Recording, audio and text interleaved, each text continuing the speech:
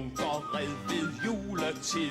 Ching chang ching lutilej. Og bring ham david sneen hvid. Ching chang ching lutilej.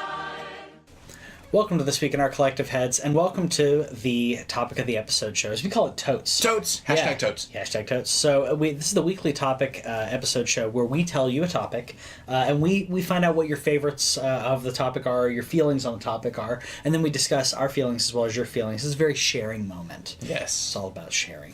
This week's topic is favorite fighting games. Mm-hmm. So fighting to me, I'll give you a little background. My first memory playing a fighting game was either playing Street Fighter 2 in the like in an arcade cabinet, or playing Mortal Kombat. And I believe Street Fighter 2 was the first one that I played, but my memory gets a little fuzzy there. Right. And I think that that there's a lot of really cool things in regards to that. I think like Overwatch and others have taken the concept of taking these really archetypal figures and playing with them. And that's one thing that I really liked about fighting games was, you know, taking these very different styles and throwing them at each other. Tekken's a great example of that as well, where you have all these very different characters, very different fighting styles, very UFC like. Let's see who would win in a fight: the guy doing kung fu or the boxer, and like it's really cool to me. Or the kangaroo. Oh, the kangaroo. Who's going to win? I mean, that was the thing at one point. I think my favorite. Personally, I keep going back to Street Fighter. Mm-hmm. I love Mortal Kombat for the environment, but I think Street Fighter I liked better for when it came to the balance. But at the same time, a series that I never thought got enough traction because Tekken overshadowed it was Virtua Fighter. Yeah. Virtua Fighter had great graphics, had great characters, and great controls, but Tekken did it better. Yeah. Tekken took what Virtua Fighter was doing and made it better, and then Virtua Fighter kind of fell floundered. off. Yeah.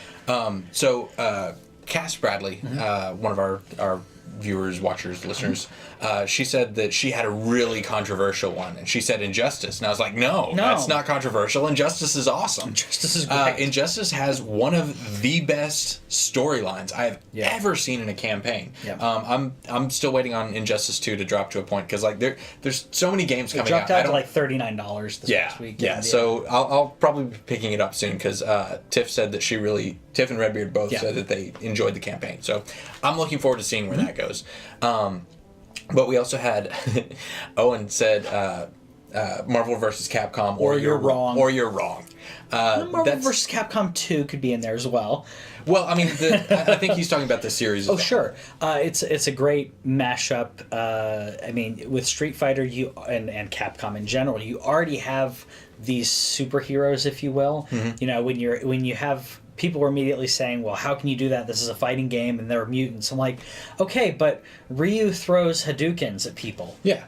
And Dhalsim breathes fire and stretches. He's already a mutant. Yeah, basically. it's already gone past fighting, boxing, whatever. And at that point, it's like, all right, now we're just balancing out to make sure that one side isn't more powerful than the other, and it works really well. And I also really enjoy Marvel vs. Capcom, particularly for the way that they illustrate on screen the differences between the characters, because you've got huge characters, and then Wolverine's just standing over here, but he's so fast. Absolutely love that. And that's a lot of fun. Yeah. And Hulk is just giant, and that's how it should be. I really he's supposed to be that tall.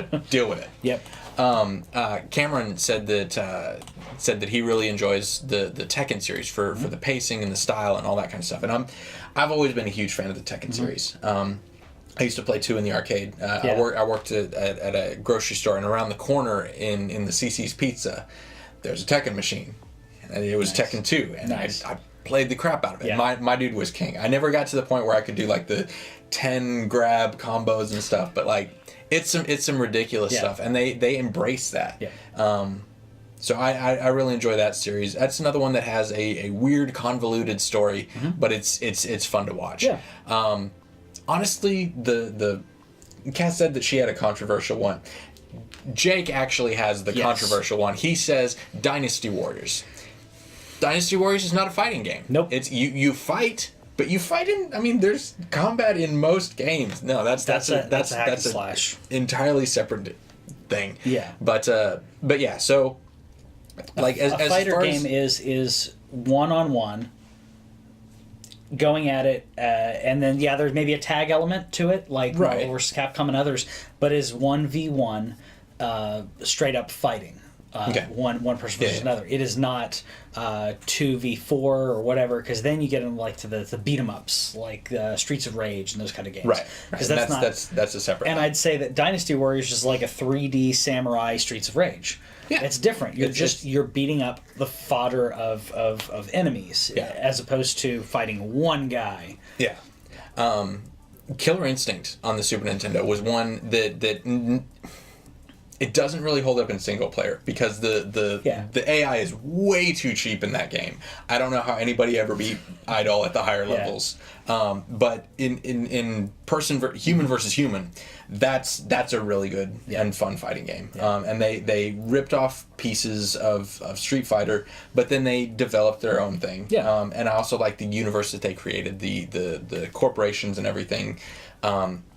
Like Glacius and Cinder and Fulgore, like the characters are spectacular, and it's really fun to see the ice guy versus the skeleton and I always loved Jago.